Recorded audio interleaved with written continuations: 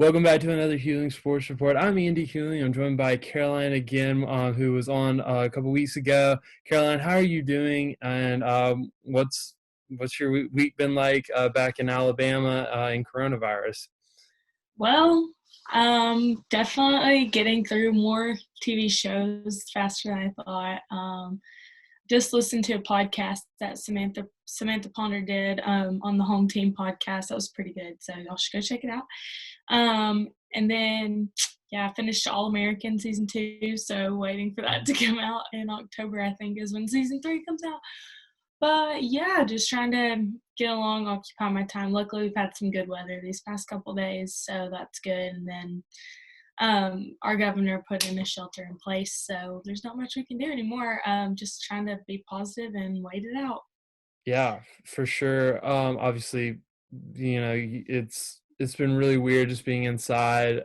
Only thing you can really do is go exercise, which is good for you. I mean, you got to get those, walking or running in outdoors and just get some fresh air.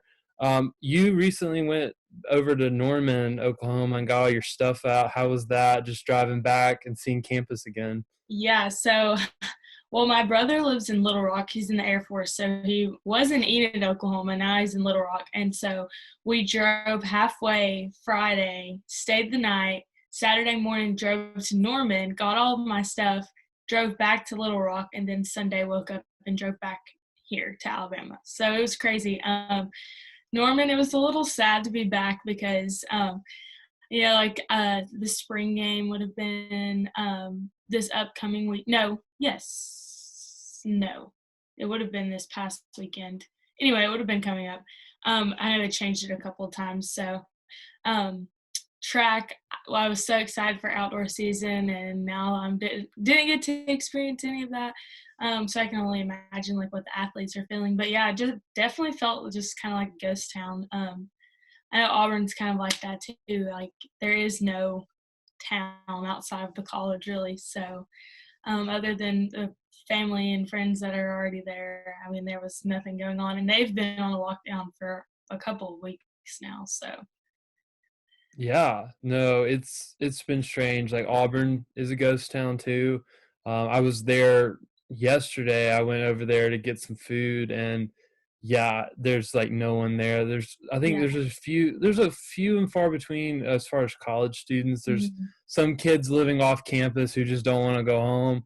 A lot of people have gone home, so that's just kind of made everything really weird. A lot of the freshmen had to leave because our freshman dorms are Right. very big, and there's a lot of people there in those student housing. So it's made a lot of things really different. I'm sure it's the same in Oklahoma where Yeah. everyone's on campus and now they're not, and it's just really quiet around town. So made everything really difficult. Um, Obviously, you are in your house, I know, and like you're doing shows and stuff. How different is it? I know I've been doing shows as well for Eagle Eye, but like, how different is it for you just having to do all these things on Zoom now instead of having like live cameras and a TV station? Yeah, I think I don't know. I guess that's kind of where you find out like who you or where you are as a journalist, being able to do well with the resources that you have. Right now, it's the same story over and over again. So it's kind of like, what twist do you want to put on it today? I know the show that I did, it was a struggle, really, it was. I went head to head with our producers just because we were struggling to like find something that we could all agree upon, and they wanted me to kind of put a little Alabama twist on it, but then like anyway, so it was just kind of like like our hands are tied, what are we gonna do? So I kind of did the approach of like what could have been on this day, which the day I had it was supposed to be the NCAA tournament for men's basketball, and then the same day I got lucky, they announced when the Masters were going to be played, and they moved the Kentucky Derby to September. So I kind of got to go off of that, But it was just really important that instead of just sitting here and talking about the coronavirus for 10 minutes, like everybody's doing, and nothing's wrong with that because that's like what's going on. But it's kind of like to remind people, like, why do we need to stay inside? Oh, because all of this has already got postponed and we kind of want to do it. So it's going to be really awkward one day when we grow up and our kids are asking who won the Super Bowl in 2020 or 2021. And it's like, well, no one, because we didn't have a Super Bowl.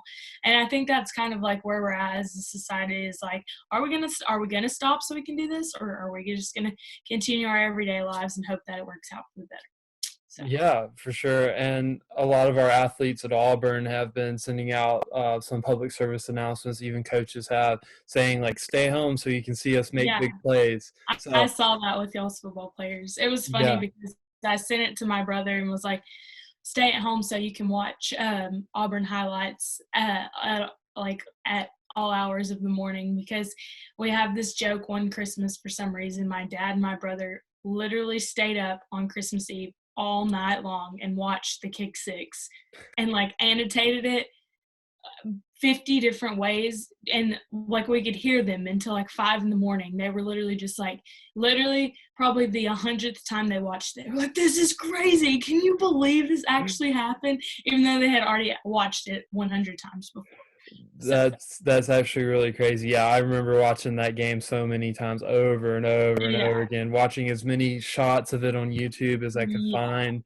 Um, I literally, remember even crazier, like how late I've ever stayed up to watch an Auburn game. So I went to London about 3 years ago for in 2017 when Auburn was playing in the Peach Bowl against UCF, and I yeah. realized I was like, oh wait, I'm 6 hours ahead, so I have to watch the game at 1 a.m.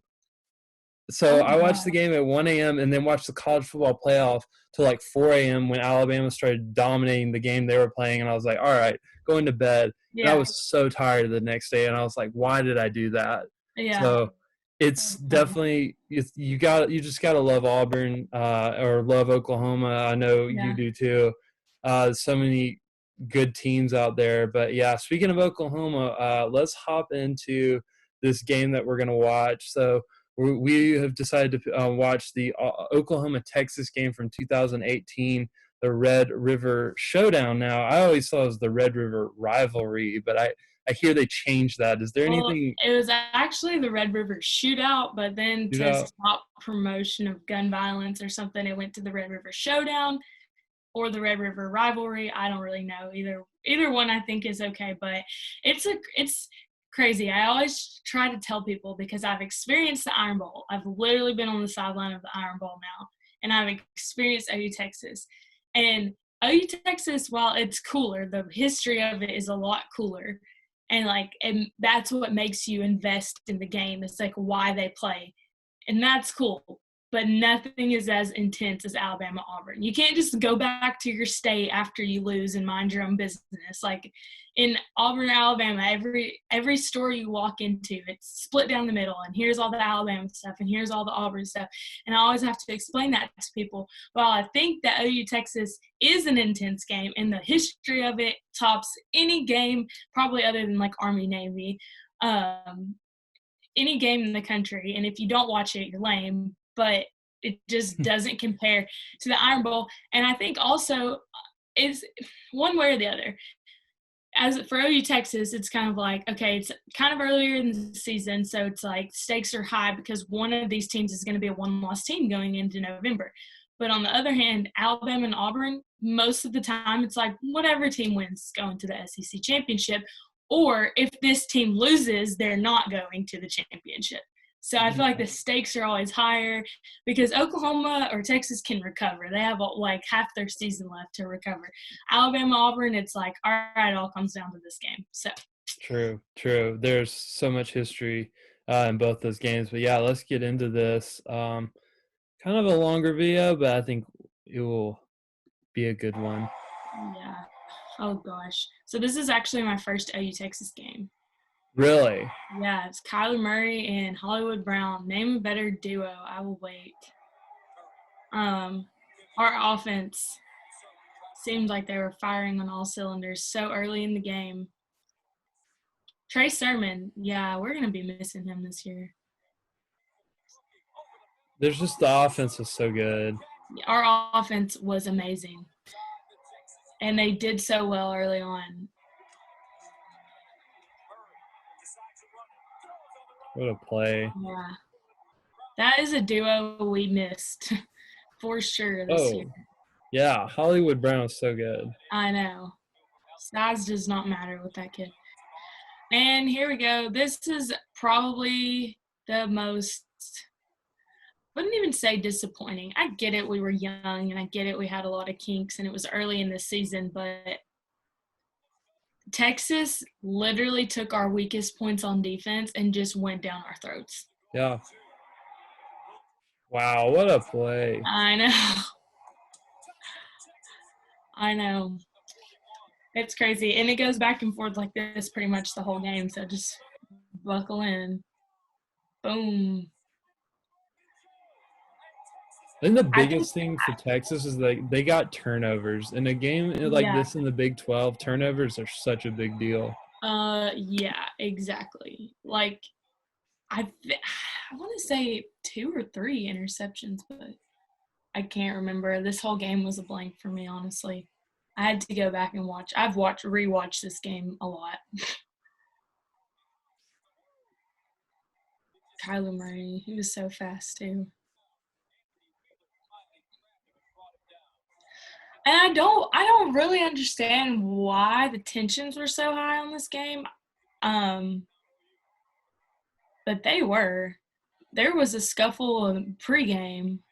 There was a scuffle pregame this year too, though. So I think really the biggest thing is that Texas is good again, so it kind of gives them a little bit more motive. Easy there with the good. I wouldn't say they're good. They're getting better. I think they are starting to give Oklahoma a run for their money, and I think obviously this game we figured out real quick that like we can't just sleep on Texas anymore.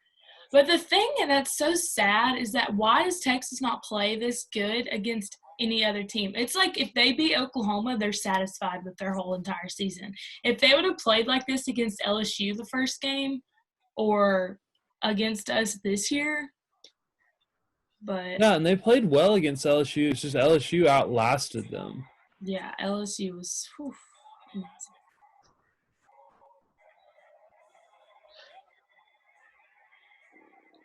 I think it's same foot race. Is Ellinger coming back again for Texas?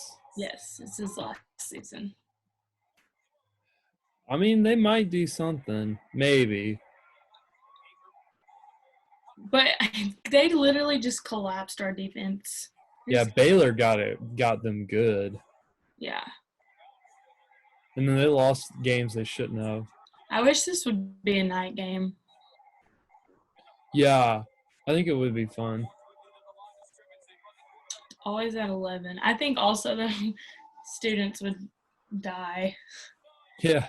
Because there's state fair and pre-gaming all day long would be terrible for them.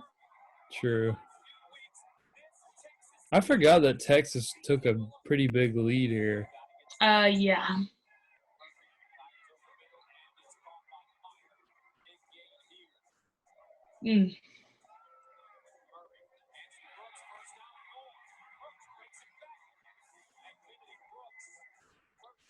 I'd hate to be a defensive coordinator in this game. Yeah, well, after this game is when Mike Stoops got fired. Oh, gosh. Yeah. They just literally shut down Hollywood Brown like this whole second quarter. Yeah. Too easy. Yeah. Which is funny because usually CD is used for like long passes. So I feel like a lot of times in this game they had to start cutting him short just to like throw the defense off.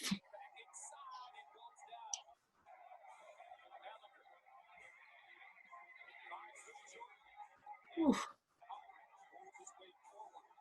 Oh, man.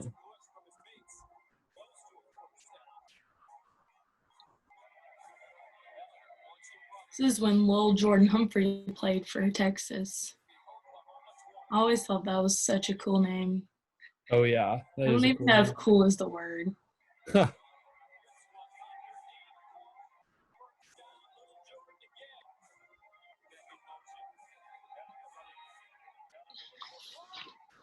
This is making me mad.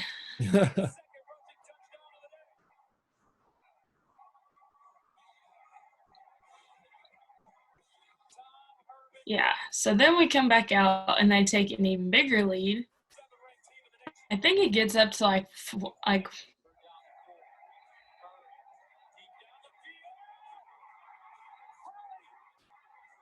yeah. Bye. Never mind. Just kidding. I'm sitting right there. Oh, And really? yeah, I got on TV like 3 times. Everyone was like, "Are you in Dallas?" I was like, "Yes, I'm there." I could see the camera like coming towards us.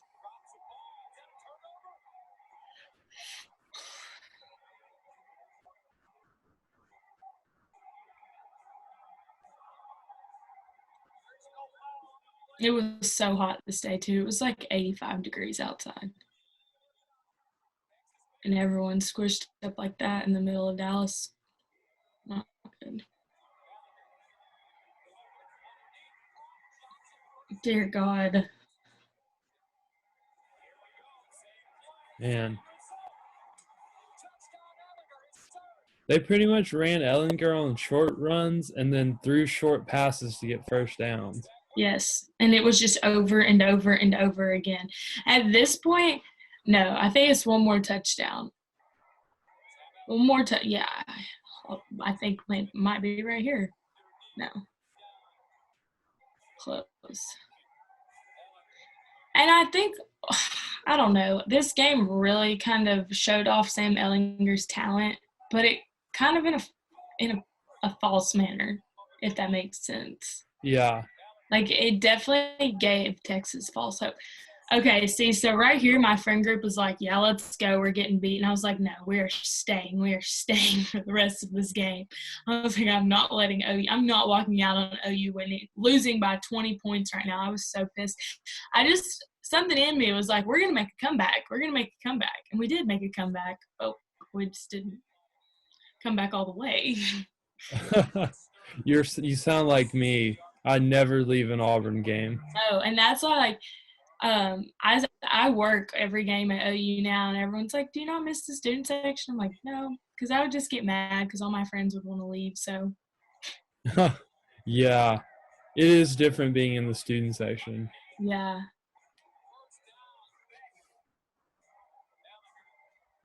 I think even at this point, I think OU is kind of like, we have not been playing to our best. Now we have all this energy left. Like, let's get something done right here. Oh, this play. I remember this. Yes, this was insane. He's zoomed by everyone. This is when I definitely had confidence we were going to come back. I had convinced myself we were going to come back and win. I was going insane.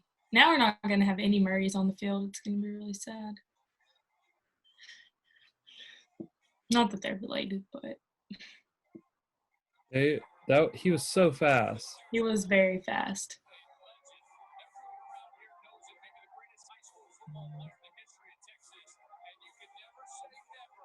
But Lincoln does a great job of building an offense around a quarterback and not putting a quarterback into his offense. And I think that's why he does so well.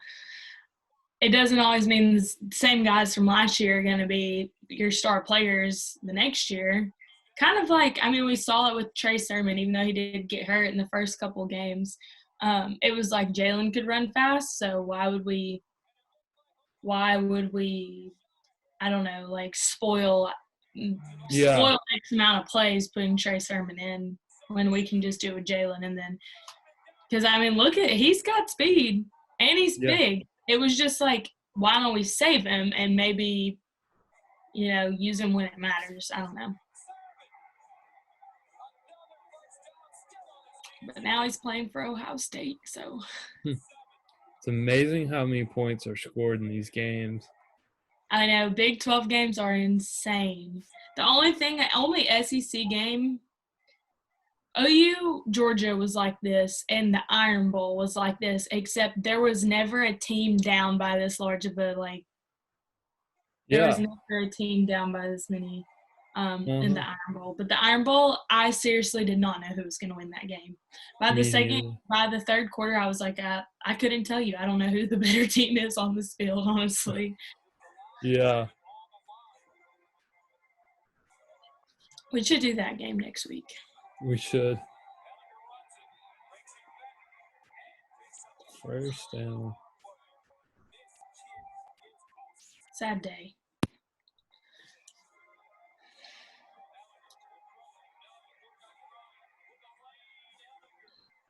See what I mean? I feel like Sam Ellinger is not this efficient of a player, and I don't think he's proven that since this game.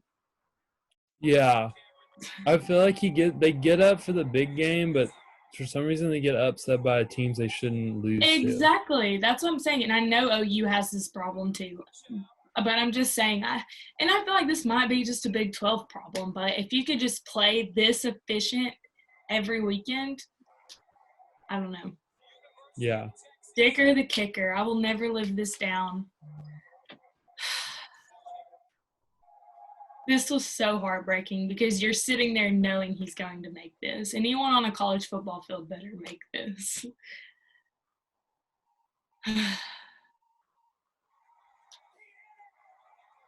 Wow. Yep, and it's over. Wow. I thought maybe Kyler could come in and do something. We don't even put Kyler in, I don't think. We put in our backup, and I think he fumbles. If I had to guess, that's what happens. Not on this play, but the next, maybe not. Oh, just kidding. Yeah. Wow. Oh, wait. The play before this, I think we put in our backup, like we're going to run like some trick play, and the ball snaps, but somehow it's down. It was like a crazy play, and Coach Lincoln was basically like, okay, this isn't going to work. Let's just put this in and hope this works. Yeah. Dang, that is a crazy game, honestly. It sucks for OU, but that was really, really a good game. It was very heartbreaking. I think what was so heartbreaking was we knew we were better, which we go on to the Big 12 championship and prove that. But there's just so much obvious, you see the golden cowboy hat. And Baker was such a show off the 2 years before that it was like, we better win because he's been talking so much crap. Yeah. Yeah. Old Baker. Man, Yeah. that's just a good game, honestly. I mean, love it. If you're a Texas fan, you love it. I know you're OU, so we're But it's still a good football game. I think up until that point, every game I had watched for OU was like OU versus Northwestern State University of Florida, or something crazy like that. So we were beating everyone by like 30, and I was ready for a good game, even though that meant us losing. But like I said, I was also aware that it's October and you have a whole season to prove yourself. Plus now the way that the championship game or conference championship games work, I knew that we were probably going to see Texas again, and if we beat them in the championship, there's no arguing that. So, yeah. Does it ever feel like, as an Oklahoma fan, I'm not going to compare y'all to Alabama. There's many comparisons made. Does it ever feel like, when you lose, it's like a shock, or you're really, really surprised, or is it just a loss? Yes. Okay, this is kind of hard to explain. I guess if I was just a perspective of an OU fan, diehard OU fan, yes. To an OU diehard, there's no reason we should lose this game ever. So when we do, it's kind of like, what happened? Are we terrible now? Should we fire our head coach? Should we get a new quarterback? All that drama. But I feel like kind of for me and the people that I work with, we have more of a realistic outlook, especially so one of the guys that I work closely with is not from Oklahoma either. So we both kind of have the sense of nationwide perspective, and I obviously grew up an Auburn fan, so it's I know what a good team is supposed to look like and when they deserve to lose. So for me, when OU loses, it's like they deserve to lose that game. Hmm. And I think also, um, I know in comparison, if OU were to play other teams that I know are very good, they would have a greater chance of losing. Um, but that's just like realistically speaking. I feel like if you're an Alabama fan, when Alabama is good, you know they can beat any team in the country. Like when LSU was good this year, if you were blind if you didn't think LSU couldn't beat every team in the country, especially like after the little Auburn hump and they still beat them. After that, you should have known it was smooth sailing for LSU. But for Oklahoma, it's like I think we should beat everyone on our schedule, but do I think we can beat everyone in the country? No. At least last year and the year before that too. But I have never been in a place where I thought OU was the best team in the country. I will say in preseason, I thought that. I thought if OU was going to win a national championship, it was going to be this year. That's also because none of us had ever seen like Joe Burrow unlocked and loaded. So that Hmm. was big. I think that was the biggest thing was once I did see how good all these other teams were realistically, my hopes kind of went down. But yeah, I mean it's hard. I guess I would say like I get it because I did grow up thinking like Auburn should never lose, but then when you get to a school where like you didn't grow up a diehard fan of that, you start thinking about teams more realistically on how good they are. So you're not that heartbroken when they lose. Now when they lose to like Kansas State like they did last year, yeah, you're mad because they should have beat them. But like, did I think they were going to beat Baylor? No, not at all, not a chance. Did I think they were going to beat Baylor twice? No, not a chance. But they did. So it just kind of, I don't know. I guess I have more of a realistic outlook. Well, there you go. Sounds about accurate. I mean, as I said, not comparing you to Alabama because you can't be compared to Alabama fans or how they think. Um, but yeah, Caroline, thank you for joining me. I really Yeah. appreciate it. Always good talking to you. All right. Well, bye. Bye, guys.